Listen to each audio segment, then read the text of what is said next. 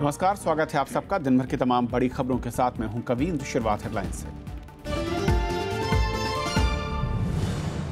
प्रधानमंत्री का कांग्रेस पर आरोप, कहा हीन भावना के चलते नहीं चलने दे रहे संसद। शासन में सुधार और लंबित विधेयकों पर विपक्ष से मांगा सहयोग।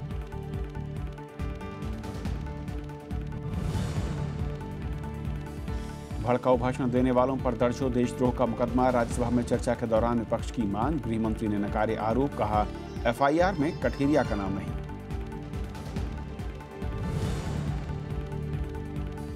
संसद में उठा राजीव गांधी के हत्यारों की रिहाई का मामला।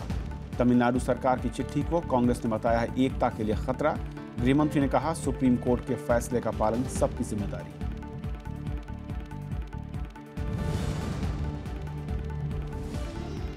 इक्कीस दिन बाद जेएनयू छात्र संघ के अध्यक्ष कन्हैया कुमार रिहा। देशद्रोह के आरोप में हुई थी गिरफ्तारी। दिल्ली सरकार की जांच में कन्हैया को क्लीन चिट।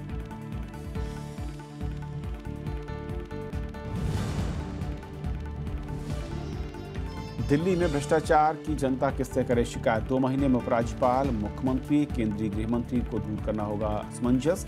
सीआईसी ने कहा तालमेल की कमी बड़ी बाधा।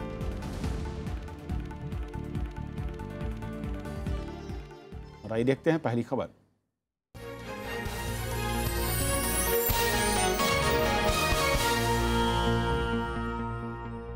लोकसभा में आज प्रधानमंत्री नरेंद्र मोदी ने सदन चलाने के लिए विपक्ष से सहयोग मांगा। राष्ट्रपति के अभिभाषण पर धन्यवाद प्रस्ताव पर बोलते हुए उन्होंने संसद में गतिरोध की वजह विपक्ष की हीन भावना बताया। प्रधानमंत्री नरेंद्र मोदी ने कहा कि संसद न चलने से जनता के साथ विपक्ष का भी नुकसान होता है। लोकसभा में गुरुवार को प्रधानमंत्री नरेंद्र मोदी ने राष्ट्रपति के अभिभाषण पर धन्यवाद प्रस्ताव पर बोलते हुए संसद में अवरोध की स्थिति पर चिंता जताई। उन्होंने कहा कि जरूरी विधेयकों पर संसद के दोनों सदनों को सहयोग करना चाहिए। इस मौके पर प्रधानमंत्री ने पूर्व प्रधानमंत्री इंदिरा गांधी और राजीव गांधी के संसदीय परंपरा को लेकर दिए बयानों का जिक्र किया। और जब सदन नहीं चलता है तो सत्ता पक्ष का नुकसान तो बहुत कम होता है, देश का नुकसान बहुत होता है, लेकिन सबसे ज्यादा नुकसान सांसदों का होता है, उसमें भी विपक्ष के सांसदों का होता है, क्योंकि उनको जनता की आवाज उठाने से रोका जाता है। सदन में मौजूद सभी दलों को अहम बिल पास कराने में मदद का न्योता देता हूं। और जब मैं इस सदन कहता हूं मतलब दोनों सदन। प्रधानमंत्री ने कहा कि देश को नौकरशाही के भरोसे नहीं छोड़ा जा सकता, इसलिए जरूरी है कि कार्यपालिका को जिम्मेदार बनाया जाए। प्रधानमंत्री ने मनरेगा योजना में जारी भ्रष्टाचार को दूर करने की कोशिश की बात कही। उसको और अच्छी बनाए और उस जिम्मेवारी को निभाने का हम प्रयास कर रहे हैं, लेकिन ये बात स्वीकार करनी होगी कि हम उस हालत पर देश को लाए हैं, इवन स्किल्ड लेबर को भी अनस्किल्ड होने में मजा आने लगा है। और इसलिए मैं जब कहता हूं कि हमारी विफलताओं का स्मारक है, इसका मतलब यही है कि गरीबी न होती तो इस नरेगा या मनरेगा की जरूरत नहीं होती। प्रधानमंत्री ने 8 मार्च को महिला दिवस के दिन सदन में सिर्फ महिला सांसदों को ही बोलने का मौका देने का सुझाव दिया। लेकिन हम तय कर सकते हैं क्या कि 8 मार्च को सिर्फ हमारे वीमेन मेंबर ही बोलेंगे।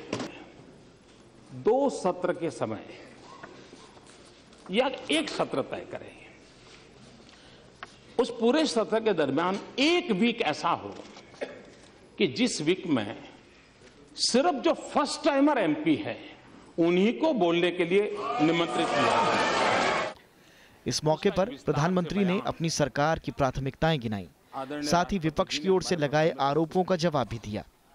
वहीं कांग्रेस का कहना है कि प्रधानमंत्री के भाषण में विपक्ष पर तंज कसने के अलावा और कुछ नहीं था। मैं पहले एक ही बात में कहा, उनका भाषण ही सिर्फ दूसरों को टॉन्ट मारना, दूसरों को नीचे दिखाना, ये बात किए, लेकिन अपना कोई अचीवमेंट का और इस देश के युवकों को या किसानों को दिशा दिखाने की कोई बात नहीं की। इसके साथ ही लोकसभा में राष्ट्रपति के अभिभाषण पर धन्यवाद प्रस्ताव पर चर्चा पूरी हो गई है। प्रणव गोस्वामी, राज्यसभा टीवी। उनकी सलाह हम जरूर मानेंगे। और इस भाषण और जवाब पर और बातचीत करने के लिए हमारे साथ वरिष्ठ पत्रकार और हिंदी आउटलुक के पूर्व संपादक नीलाभ मिश्रा हैं। नीलाभ, स्वागत है आपका। सबसे पहले जिस तरीके से कल हमले हुए थे सरकार पर, मैं कहूँ कि राष्ट्रपति के भाषण पर जब चर्चा शुरू हुई थी और जिस अंदाज में प्रधानमंत्री ने जवाब दिया है, कैसे आप देखते हैं? क्योंकि ऐसा लगता है कि दोनों ही पक्षों की ओर से बहुत तल्खी और तेवर काफी तीखे थे। और एक चीज़ ठीक है, व्यंग्य का प्रयोग दोनों तरफ से हुआ और उसने थोड़ा माहौल में जो अभी दूसरे तरह की गर्मी है उसको थोड़ा कम किया। लेकिन मैं चाहता था, अगर एक नागरिक की हैसियत से देखें तो इन दोनों भाषणों में सब्सटेंस थोड़ा ज़्यादा होना चाहिए था। और पार्लियामेंट में अगर बहस होती है तो उस बहस में इस तरह से वाग विदग्धता, जिसको विट कहते हैं, वो और व्यंग्य और ये सब आम बात है और तल्खी भी कभी कभी होती है।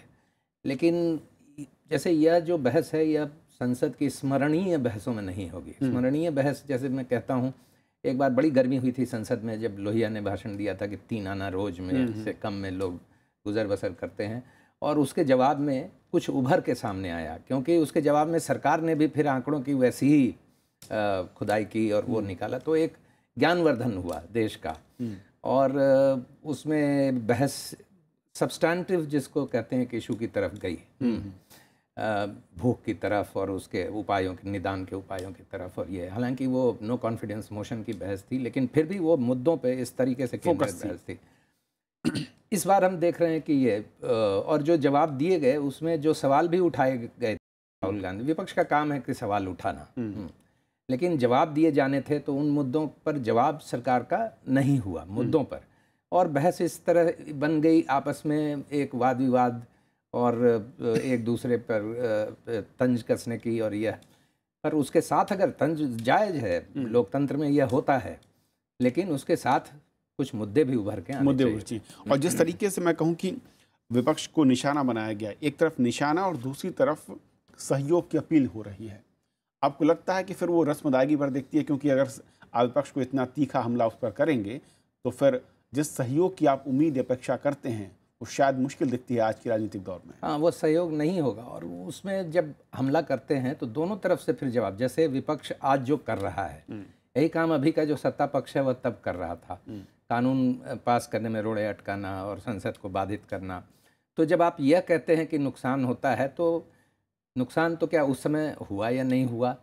एक स्टेट्समैन, एक राजनेता से यह अपेक्षा होती है कि वो कहें कि जो हो चुका वह हो चुका, एक नई परंपरा की शुरुआत, एक नई परंपरा की हम शुरुआत करें और मिलकर काम करें। तो उससे एक दूसरे तरह की ज़मीन बनती है आगे बढ़ने की, वह ज़मीन नहीं बनी। तो क्या उम्मीद दिखती है इस सत्र में, उसके अगले हिस्से में, जिस तरीके से आज जवाब दिया गया और जिस तरीके से अब तक मैं कहूँ कि दोनों ही पक्ष दिख रहे हैं अपने अपने मसलों को लेकर, या फिर जो उनका स्टैंड रहा है, क्या वो तमाम बिल आप देखते हैं उन पर कुछ एक बीच का रास्ता निकलता दिख रहा है, या फिर आज ये संकेत मिल गया कि दोनों ही पक्ष अपने स्टैंड पर कायम और पहले से कहीं ज़्यादा मैं कहूँ कि रवैया कड़ा है? जी हाँ, बिल्कुल, दोनों ही पक्ष अपने पर कायम हैं।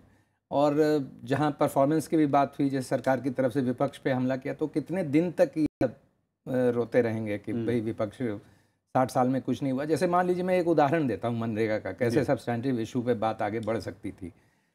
मनरेगा की आलोचना की राहुल गांधी ने इस सरकार में जो हो रहा है उसमें, और प्रधानमंत्री ने आज कहा कि भाई हमने एलोकेशन बढ़ाया है, तो ठीक है। उसमें सब जो राहुल को भी जो आलोचना करनी थी वह करनी थी कि भाई 2011 में हमने 40,000 करोड़ दिए थे, आपने अभी 39,000 करोड़ दिए। ठीक है, पिछले वर्ष हमला से ज़्यादा है, पर आधारित नहीं है, जुबानी है। तो ये जुबानी चीज़ें, या 100 दिन प्रधानमंत्री ने कहा कि 100 दिन का अभी तक कभी नहीं मिला है मनरेगा में कामकाज, तो उसके ब्लूप्रिंट क्या है 100 दिन कामकाज देने के? वह भी नहीं है, तो क्या 38 दिन पर ही कामकाज अटका रहेगा? तो ये सवाल उठते हैं। प्रधानमंत्री ने कहा कि 4 राज्यों, कांग्रेस शासित राज्यों ने फूड सिक्योरिटी एक्ट नहीं इम्प्लीमेंट किया है, तो कोर्ट ने तो गुजरात को भी लताड़ लगाई है कि आप क्या गुजरात देश के बाहर है, उसने भी नहीं इम्प्लीमेंट किया, और इस तरह से अन्य राज्य भी हैं। तो इस तरह के सवाल, तो वो चीज़ें, मुद्दे जो है ढक जाते हैं, और असल मुद्दों पर और उस पर बहस होनी चाहिए थी। बहुत शुक्रिया इस पूरी बातचीत के लिए आपका। और ये थी हमारी पहली खबर। छोटा सा ब्रेक के उस पार दिन भर की दूसरी बड़ी खबर।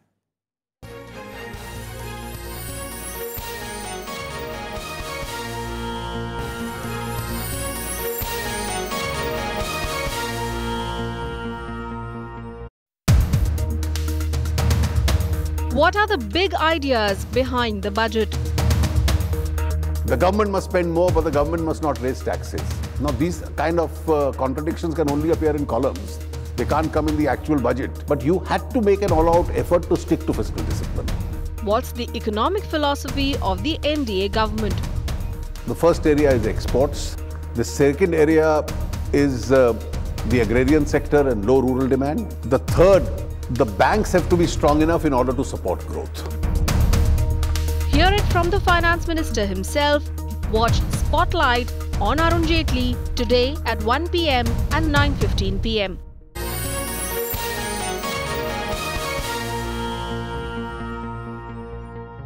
विपक्ष ने मानव संसाधन विकास राज्य मंत्री रामशंकर कठेरिया के खिलाफ देशद्रोह का मामला दर्ज कराने की मांग की है। राज्यसभा में ध्यानाकर्षण प्रस्ताव पर चर्चा के दौरान नेताओं ने ये मांग की। चर्चा का जवाब देते हुए गृहमंत्री राजनाथ सिंह ने कहा कि कठेरिया ने किसी भी तरह का भड़काऊ भाषण नहीं दिया। राज्यसभा में चर्चा की शुरुआत करते हुए नेता विपक्ष गुलाम नबी आजाद ने कहा कि भड़काऊ भाषणों के जरिए मंत्री और सत्ता पक्ष के सांसद सांप्रदायिकता फैलाने की कोशिश कर रहे हैं।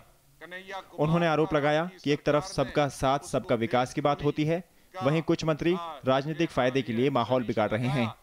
जो लोग, जो मंत्री, जो एमपी, जो एमएलए देश में आग लगा रहे हैं, बंटवारा करते हैं, क्या ये सेडिशन केस इन पर लागू नहीं होता है?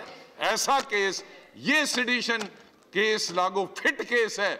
ऐसे लोगों को इनके खिलाफ सेडिशन केस बनाना चाहिए। सीपीआई के डी राजा ने सवाल उठाया कि अगर भड़काऊ भाषण देने वाले बाहरी तत्व हैं, तो फिर वो मंत्रिमंडल में क्यों हैं? बीजेडी के भूपिंदर सिंह ने जानना चाहा कि क्या संविधान की प्रस्तावना को बदलने की कोशिश हो रही है। समाजवादी पार्टी के सांसद ने कहा कि विश्व हिंदू परिषद के कार्यकर्ता के हत्यारों को गिरफ्तार कर लिया गया है।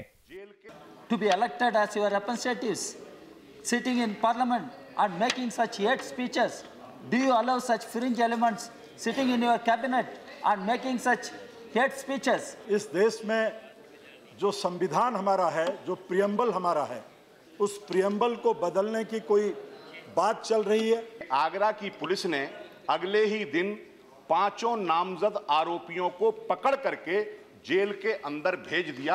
अब आगे जो कार्रवाई होगी वो कार्रवाई तो न्यायपालिका करेगी। जेडीयू सांसद शरद यादव ने कहा कि सरकार के मंत्री और सांसद तनाव बढ़ाने की कोशिश कर रहे हैं। बीएसपी प्रमुख मायावती ने भी आरोपियों के खिलाफ देशद्रोह का मामला दर्ज करने की मांग की। यानी जो सरकार इनकी है, उस सरकार को रोज हंसी और हास्य और एक तरह से चारों तरफ तनाव बनाने का पूरा रोज इंतजाम करते हैं। सपा सरकार को कठेरिया के खिलाफ देशद्रोह का मामला दर्ज करके इनको जेल की सलाखों के अंदर भेजना चाहिए था, जो अभी तक भी नहीं किया गया है। इन्हीं सभी कारणों की वजह से उत्तर प्रदेश में मुजफ्फरनगर व दादरी कांड आदि की घटनाएं घटित हुई हैं। वहीं गृह मंत्री राजनाथ सिंह ने विपक्ष के आरोपों को खारिज करते हुए कहा कि रामशंकर कठेरिया के भाषण की सीडी खुद उन्होंने देखी है और इसमें भड़काने वाली कोई बात नहीं है। कि रामशंकर कठेरिया ने सांप्रदायिक तनाव पैदा करने वाली कोई यदि स्पीच दी होती तो शायद जिन लोगों के खिलाफ एफआईआर दर्ज हुई है उसमें पहला नाम यदि किसी का होता तो रामशंकर कठेरिया का नाम होता, लेकिन आगरा पुलिस ने इनके खिलाफ कोई भी एफआईआर दर्ज नहीं की है। कांग्रेस ने मानव संसाधन विकास राज्य मंत्री रामशंकर कठेरिया के खिलाफ गुरुवार को संसद परिसर में प्रदर्शन किया।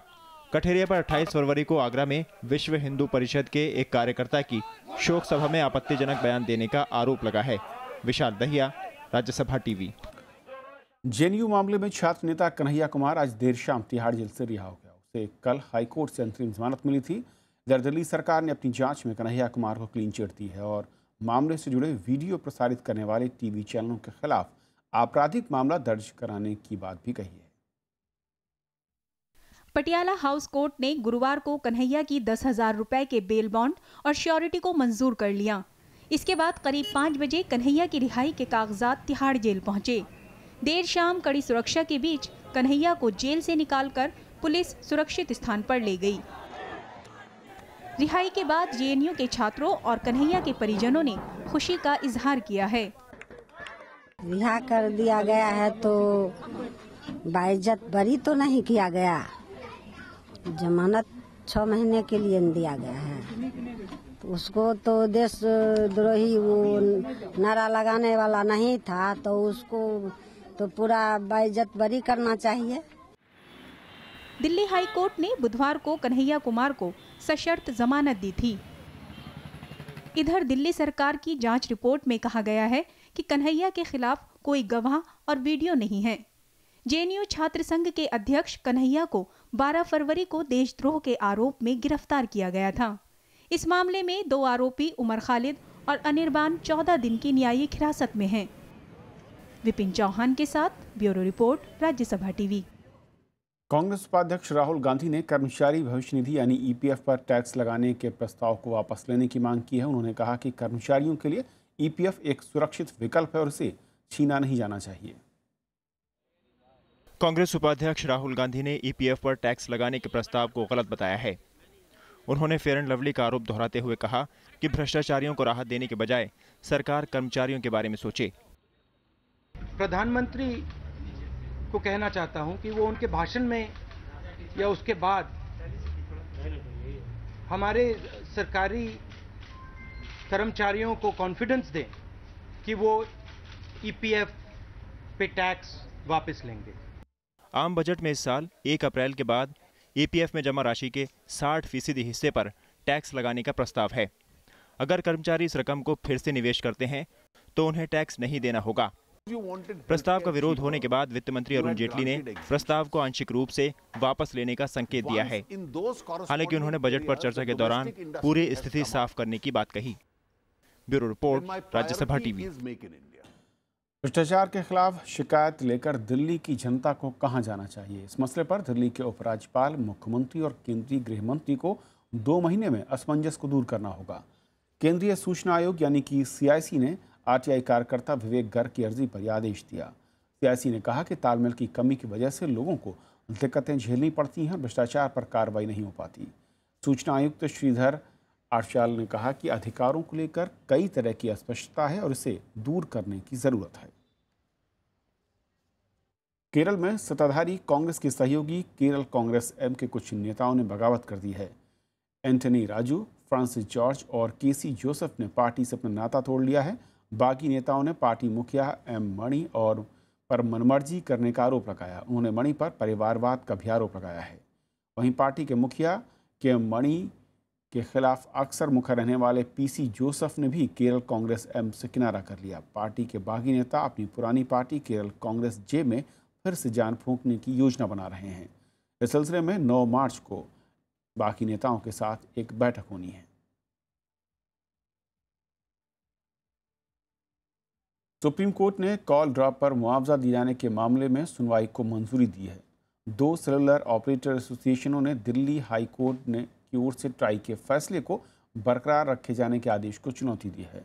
दरअसल भारतीय दूरसंचार नियामक प्राधिकरण ने कॉल ड्रॉप होने पर उपभोक्ताओं को मुआवजा देने का फैसला लिया था और सेवा देने वाली कंपनियों पर यह नियम 1 जनवरी 2016 से लागू किया गया था, जिस पर हाई कोर्ट ने रोक लगाने से इनकार कर दिया था। अब सुप्रीम कोर्ट शुक्रवार को इस मामले में सुनवाई करेगा। जम्मू कश्मीर के केरन सेक्टर में सेना ने घुसपैठ की एक कोशिश को नाकाम कर दिया। जवानों ने एक आतंकी को मार गिराया, वहीं सेना के 2 जवान घायल हो गए। इस बीच आज सुबह राज्य के त्राल में हुई मुठभेड़ में सेना ने 3 आतंकियों को मार गिराया। ये आतंकी हिजबुल मुजाहिदीन से जुड़े थे। सुरक्षा बल और आतंकियों के बीच बुधवार शाम से ही गोलीबारी चल रही थी। आतंकियों ने इलाके में एक घर पर कब्जा कर लिया था और वहीं से छुपकर फायरिंग कर रहे थे। सेना ने आतंकियों के कब्जे से 3 AK-47 भी बरामद किए हैं। और अब कुछ और खबरें संक्षेप में। दिल्ली में 2 नाबालिगों ने 9 साल के बच्चे की हत्या के बाद मुख्यमंत्री ने जुवेनाइल कानून पर फिर से विचार करने की जरूरत बताई। गुरुवार को अरविंद केजरीवाल ने बच्चे के परिवार वालों से मुलाकात की। विदेश मंत्रालय ने कहा है कि पड़ोसी देशों में चल रहे प्रोजेक्ट पर बजट कटौती का कोई असर नहीं पड़ेगा। मंत्रालय जरूरत पड़ने पर खर्च के मुताबिक फंड उपलब्ध कराएगा। बजट में पड़ोसी देशों को दी जाने वाली आर्थिक सहायता में 500 करोड़ रुपए की कटौती की गई। संयुक्त राष्ट्र में भारत के स्थायी प्रतिनिधि सैयद अकबरुद्दीन ने मौलाना मसूद अजहर का नाम अंतर्राष्ट्रीय आतंकवादियों की सूची में डालने के लिए संयुक्त राष्ट्र महासचिव को पत्र लिखा है। सुरक्षा परिषद में इस मामले पर 15 दिनों बाद विचार किया जाएगा।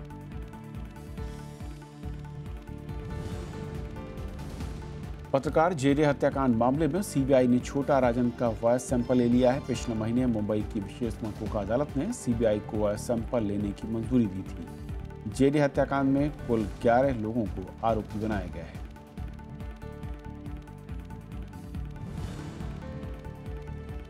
बेंगलुरु शहर में ट्रैक्टर के प्रवेश पर पाबंदी लगाने के फैसले के खिलाफ किसानों ने जमकर प्रदर्शन किया। आसपास के ग्रामीण इलाकों के किसानों ने 100 से ज्यादा ट्रैक्टर लेकर शहर में घुसने की कोशिश की, जिसे रोकने के लिए पुलिस को लाठीचार्ज करना पड़ा। इस दौरान एयरपोर्ट का रास्ता पूरी तरह से बंद रहा।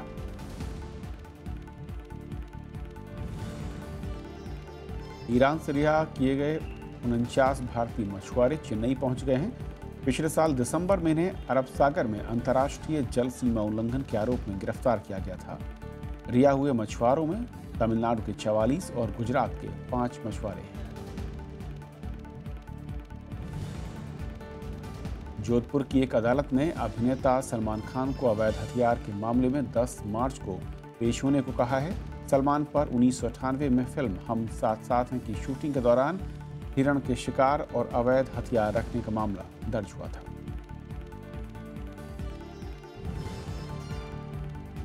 शेयर बाजार में तेजी का दौर लगातार जारी है। गुरुवार को कारोबार के आखिर में सेंसेक्स 364 अंक बढ़कर 24,607 पर बंद हुआ और निफ्टी 107 अंक बढ़त के साथ 7,476 पर। वहीं रुपया भी 20 पैसे मजबूत होकर 7 महीनों के शीर्ष पर है। बुधवार रात को मोजाम्बिक के तट पर मिला मलबा मलेशिया एयरलाइंस के लापता हुए MH370 विमान का हो सकता है। अथॉरिटी ने जांच के लिए मलबा ऑस्ट्रिया को सौंप दिया है। गौरतलब है कि 2 साल पहले मलेशिया एयरलाइंस का विमान MH370 239 यात्रियों के साथ लापता हो गया था। उत्तर कोरिया ने संयुक्त राष्ट्र सुरक्षा परिषद के प्रतिबंधों के बावजूद कम दूरी की मिसाइलों का परीक्षण किया। परीक्षण के कुछ देर पहले ही सुरक्षा परिषद ने उत्तर कोरिया पर कड़े प्रतिबंध लगाए थे। उत्तर कोरिया की ओर से किए गए परीक्षण से कोरियाई प्रायद्वीपों पर तनाव और ज्यादा हो गया है।